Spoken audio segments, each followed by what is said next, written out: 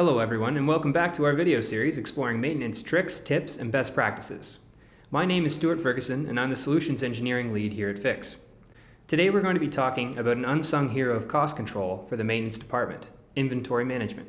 We're going to be diving deep into 4 components of inventory management and how to master each one of them. Inventory management is about having the right parts in the right place at the right time and in the right amounts. Let's break down each of these 4 elements. First and most important of these elements is having the right parts.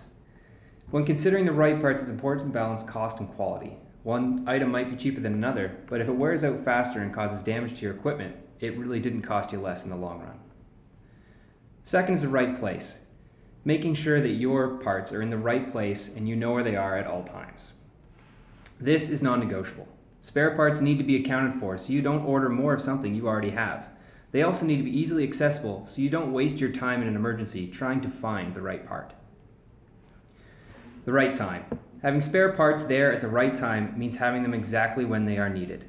Another way to word this is just-in-time delivery. Timing your inventory purchases saves you money on administration and storage costs while ensuring spare parts are there when you search for them. The right amount.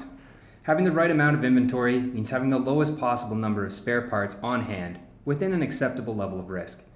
This way you spend less on purchasing and storage, but still have enough parts to tackle any problems that arise on production critical equipment. There's a lot more that goes into a comprehensive and robust inventory management strategy. Check out our post on best practices in inventory management to learn more.